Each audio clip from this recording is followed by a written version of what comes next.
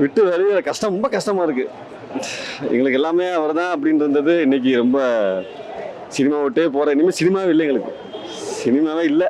Last ஆனால் உண்மையிலே கஷ்டம்.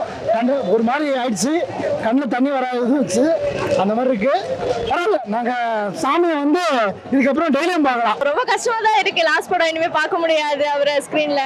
ஒரு சீனும் அலறாங்க, அந்த மாதிரி இருக்குது. ஒரு சீனும் பயங்கரமா இருக்குது. எங்களுக்கு அழுகையா வருது இந்த படம் பார்க்கும்போது, நிஜமா அழுகையா வருது. லாஸ்ட் படம் போது ஒன்றும் சொல்றதுக்கு ஒன்றும் இல்லை.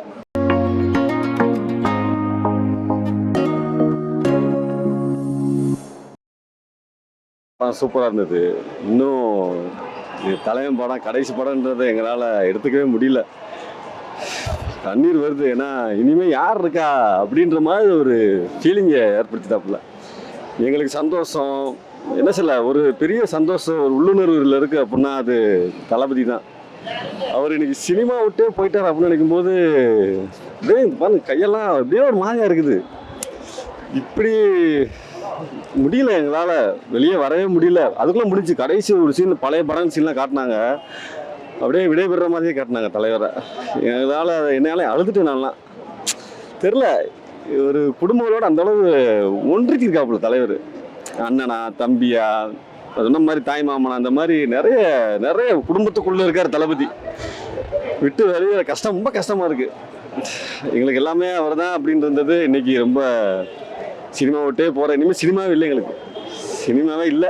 நீ என்ன ஒரு 2-3 படம் பார்க்கலாம். தளபதி இல்லாத சினிமா, தமிழ் சினிமா இனிமேல் இல்லைங்க, இல்லை. ஒன்றும் சொல்கிறதுக்கு இல்லை ப்ரோ. ஒரு மாதிரி ரொம்ப கஷ்டமாக இருக்குது மனசுக்கு. இந்த மாதிரிலாம் நாங்கள் ஃபீல் பண்ணவே மாட்டேன். இன்னைக்கு பார்த்து போகும்போது கஷ்டமாக இருக்கும் மனசுக்கு. தளபதி வெல்லட்டும். தளபதி ஆட்சி தான் இனிமேல் இருக்கணும், நல்லது நடக்கணும். மக்கள் தேர்ந்தெடுத்திருக்காங்க. மக்களுக்கு அவர் செய்வார், நம்பிக்கை இருக்கு. கண்டிப்பாக அவர் நல்லது செய்வார். ரொம்ப ஹாப்பியா இருந்துச்சு. எனக்கு இதுதான் ஃபர்ஸ்ட் ஹாப்பி. ஆனால் இன்னொரு ஆசை போயிடுச்சு, அதே ரொம்ப கஷ்டமா இருந்துச்சு. ஆனால் ரொம்ப எமோஷனலாக இருந்துச்சு படம் முடிச்சுட்டு வரும்போது. ஆனால் கஷ்டமா தான் இருக்கு. சரி, ஆனாலும் நைஸ் நைஸ். கடைசி படம் எக்ஸ்பெக்டட் டைட்டில் கலர் செம்ம மாசம் இருந்துச்சு. நிறைய ரெஃபரன்ஸ்லாம் இருந்துச்சு, நல்லா இருந்துச்சு மூவி. ஆனால் கொஞ்சம் கஷ்டமாக தான் இருக்கு லாஸ்ட் மூவின்றதுனால. இனிமேட்டு எப்போ பார்ப்போம்? இனிமேட்டு FTFS கிடையாது. என்ன பண்ணுறதுன்னு தெரியல. மீதி படத்துக்குலாம் வருவமா கூட தெரியல. ஆனால் நல்லா இருந்துச்சு. வேற லெவல். சீரியஸாக சொல்கிறேன், இந்த படத்தை ஃபோனில் பார்த்தவங்க, டிவியில் பார்த்தவங்களாம் சத்தியமாக வேஸ்ட்டு. இங்கே வந்து பாருங்க, வேற மாதிரி இது. தளபதி டயலாக்கே போதும், மாஸ் பண்ணிக்கிறாரு. இந்த மாதிரி ஒரு படம் மறுபடியும் வருமானம். நான் சொல்கிறேன், ரீமேக் சொல்கிறேன், எந்த மொக்கப்படுற ரீமேக்கை தளபதி நடிக்க சொல்லுங்க, வேற மாதிரி போவோம். அந்த மாதிரி இது தளபதி படம் லாஸ்ட். ஆனால் உண்மையிலே கஷ்டம். ஒரு மாதிரி ஆயிடுச்சு, கண்ணில் தண்ணி வராது அந்த மாதிரி இருக்கு. பரவாயில்ல, நாங்கள் சாமியை வந்து இதுக்கப்புறம் டெய்லியும் பார்க்கலாம். அந்த மாதிரி ஆயிடுச்சு. எல்லா படத்தோட சீனும் லைட்டாக கிளிப்பு போட்டாங்க. அதை பார்க்கும்போது உண்மையாக அதுதான் சொல்கிறேன்ல, ஒரு மாதிரி ஆயிடுச்சுலாம். கண்ணில் தண்ணி வராத குறை தான், ஓகேவா. பட் நாங்கள் இதுக்கப்புறம் படம் ரிலீஸ் ஆகல, ரீரிலீஸ் ஆகல, அது போதும். அதில் நாங்கள் வெயிட் பண்ணிக்கிறோம். இந்த மாதிரி கண்டிப்பாக கஷ்டமாக இருக்குன்னு அதான் சொல்கிறேன். சாமி எங்கள் கூட இருக்க வந்துருச்சு, ஓகேங்களா. இது போதும் எங்களுக்கு அப்படின்னு. சாமி அங்கேயே பார்த்தோம், இப்போ எங்கள் கூட இருக்கு, அவ்வளோதான். பார்த்தீங்கன்னா சத்தியமா சொல்றேன், வேற லெவல் இருக்கு. கேசரி ரீமேக்லாம் சொல்ல போறாங்க, தரமா இருக்குது. ஒவ்வொரு சீனும் செதுக்கிடுறாங்க. ஆக்சுவலி எமோஷன், காமெடி எல்லாமே கரெக்டாக பர்ஃபெக்டா இருக்குது. ஒவ்வொரு ஃபைட் சீனு எல்லாம் பார்க்கும்போது எல்லாருமே அந்த செலிப்ரேஷன் தான் ப்ரோ. படத்துலேயே கடைசியாக ஒரு ஃபேர்வெல் சீனோட பெஸ்ட்டாக முடிச்சிருக்காங்க. சொன்ன மனசு கஷ்டமா இருக்கு. அதுக்கப்புறம் பெண்களுக்கு முக்கியமாக உரிமை கொடுத்துருக்காங்க, பெண்களுக்கு முதல் உரிமை கொடுத்துருக்காங்க. ஸோ படம் தரமாக இருக்குது ப்ரோ. கண்டிப்பாக மிஸ் பண்ணாமல் தேட்டரில் பார்க்கணும் ப்ரோ. அதான் ப்ரோ. ரொம்ப சூப்பராக இருந்தது. ஆக்சுவலாக வந்து நான் ரொம்ப மிஸ் பண்ணிடுவேணும்னு நினச்சேன். ஆக்சுவலாக எனக்கு அப்போ டெலிவரி டைம், அப்போ தான் ரிலீஸ் ஆக வேண்டியது. இவ்வளோ டிலே ஆகி ரிலீஸ் ஆனதுலேயும் எனக்கு ஒரு நல்ல விஷயம் என்னென்னா, என்னால் வந்து பார்க்க முடிச்சதுன்னு எனக்கு ரொம்ப ஹாப்பியாக இருக்குது. அதே சமயம் லீக் ஆச்சு மூவி, ஆனால் நாங்களாம் பார்க்கவே இல்லை. ஏன்னா நாங்களாம் ட்ரூ விஜய் ஃபேன்ஸ். ஸோ தளபதி மூவியை வந்து தேட்டரில் தான் வந்து பார்க்கணும் அப்படின்னு வெயிட் பண்ணி வந்து பார்த்தோம். ஆமாம், கஷ்டமாக தான் இருக்குது. ஆனால் இதில் என்ன ஒரு ஹாப்பி நியூஸ்னா, இவ்வளோ நாள் வந்து ஸ்க்ரீனில் மட்டும்தான் தளபதியை பார்க்க முடிஞ்சுது. இனிமேல் news paper, social media, TV எல்லாத்துலேயுமே 24/7 வந்து நம்ம தளபதியை பார்க்க முடியும். எப்படின்னா இப்போ வந்து பிக் பாஸில் பார்த்தீங்கன்னா ஒரு சீசனில் ஒரு வின்னர் இருப்பாங்க. ஆனால் இனிமேல் எல்லா சீசன்லேயும் ஒரே வின்னர், அது எங்கள் தளபதி மட்டும்தான். அவர் தான் சிஎம். அது வந்து எங்களுக்கு ரொம்ப ஹாப்பியாக இருக்குது. இப்போ குட்டீஸ்லேருந்து எல்லாருமே வந்து பொலிட்டிக்கல் அவேர்னஸ் இருக்குன்னா அது தளபதியால் மட்டும்தான்.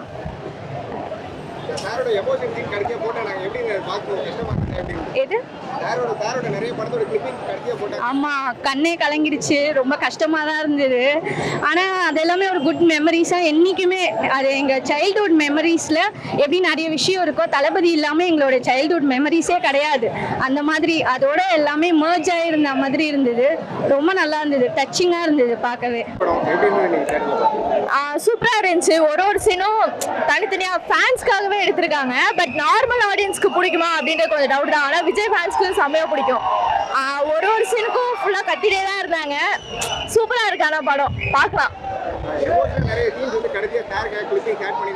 ஆமா, அவர் நடிச்ச படம் எல்லாமே ஒரு கிளிப்ஸ் போட்டிருந்தாங்க. அது பார்க்க கொஞ்சம் எமோஷனலா இருந்துச்சு. நிறைய பேர் அழுதுட்டாங்க.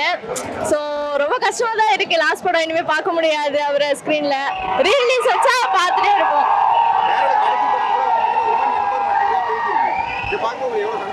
புரியல. ஆமா, நாங்க ஆக்சுவலி எக்ஸ்பெக்ட் பண்ணல இந்த மாதிரி சீன்ஸ் இருக்கும் அப்படின்னு நினைக்கல. அது அன்எக்ஸ்பெக்டடா இருந்துச்சு. நாங்க என்ன நினைச்சோம், ஓகே ஃபைட்டா இருக்கும், அரசியல் பத்தி இருக்கும் அப்படின்னு நினைச்சோம். பட் உமன்ஸ் வச்சு கொஞ்சம் பேசுறது வந்துட்டு ரொம்ப அன்எக்ஸ்பெக்டடா இருந்துச்சு. லைட்டா கொஞ்சம் எமோஷனலா இருக்கு. அதான் ரொம்ப கஷ்டமா இருக்கு, எமோஷனலா இருக்கு.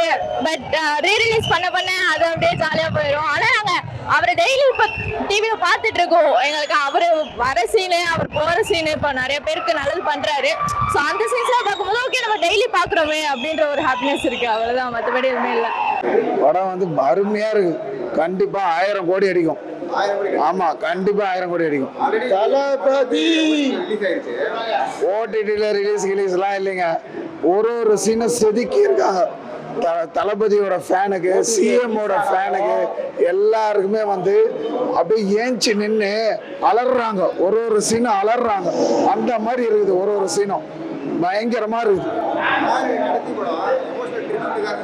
ஆமா, கண்டிப்பா எமோஷனல்லாம் பயங்கர. ஒரு பொண்ணு பெத்த அப்பனுக்கு அந்த எமோஷனல் பயங்கரமா தெரியும். அந்த பாட்டு இருக்கு பாருங்க. அதே மாதிரி ஒரு மேல ஸ்டேஜ் மேல ஏறி அந்த குட் டச் பேட் டச் நான் சொல்றாரு, அதெல்லாம் இன்னும் பயங்கரமா இருக்கு. அந்த சீன்லாம் வந்து ஒரு அம்மாவும் ஒரு அப்பாவும் பார்க்க வேண்டிய சீன் அது. அதில் இன்னும் தளபதி சொல்லியிருக்காப்புல, இந்த பேட் டச்சு குட் டச்லாம் சொல்லியிருக்காப்புல. அதெல்லாம் வந்து செம்ம சீன், எந்த படத்துலையும் வைக்கல. அது இதுதான் ஃபர்ஸ்ட் படம் வச்சிருக்காப்புல. Bad touch good டச்லாம்.